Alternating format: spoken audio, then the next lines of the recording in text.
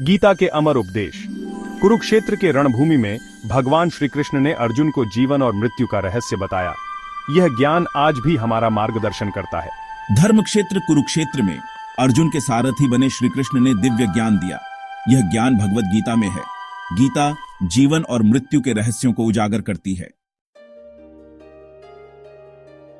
श्लोक 8.17 सहस्रयुग पर्यंतम हर्यद ब्रह्मणो विदु रात्रिम युग सहस्रांता ते होरात्र विदो जनाः। अर्थ 1000 युगों का एक दिन होता है ब्रह्मा जी का, और 1000 युगों की होती है उनकी एक रात। यह रहस्य समय के झांता जानते हैं। यह श्लोक हमें ब्रह्मा जी के दिन और रात के बारे में बताता है। 1000 युग मिलकर ब्रह्मा जी का एक दिन बनाते हैं और 1000 युग मिलकर उनकी एक रात। यह रहस्य केवल समय के ज्ञानी ही समझ सकते हैं।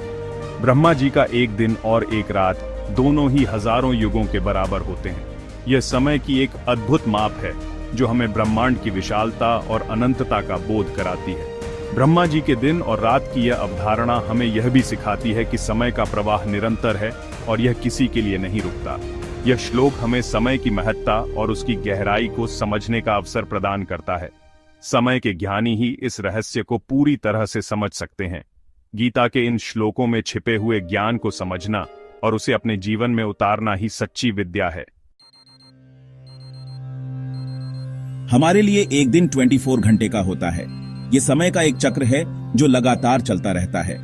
हर दिन सूरज उगता है और डूबता है और हम इसे 24 घंटे के रूप में गिनते हैं। लेकिन चींटी के लिए यह समय अलग होता है। चींटी के जीवन में समय की गणना हमारे से भिन्न होती है। उनके लिए एक दिन का अनुभव हमारे एक दिन से बहुत अलग होता है। इसी तरह ब्रह्मा जी के लिए समय की गणना अलग है। ब्रह्मा जी के लिए एक युग का समय हमारे कई वर्षों के बराबर होता है। उनके लिए समय की गति और भी विशाल और विस्तृत होती है।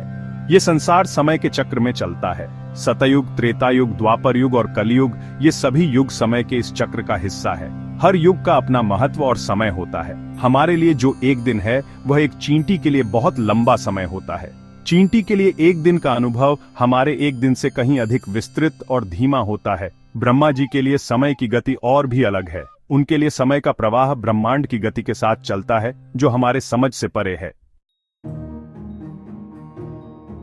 ब्रह्मा जी की एक सांस से ही सृष्टि का निर्माण होता है। उनकी सांस से जीवन का संचार होता है और यह प्रक्रिया अनंत काल से चलती आ रही है। और उनकी एक सांस खींचने पर ही सब कुछ नष्ट हो जाता है। यह प्रलय का समय होता है जब सब कुछ समाप्त हो जाता है और फिर से नया आरंभ होता है। यह है ब्रह्म का समय। यह समय चक्र अनंत है जिसमें सृष्टि और प्रलय का क्रम चलता रहता है। ब्रह्मा जी सृष्टि के रचयिता है। वे अनंत काल से सृष्टि का निर्माण और संहार करते आ रहे हैं। उनकी एक सांस से ब्रह्मांड बनता है।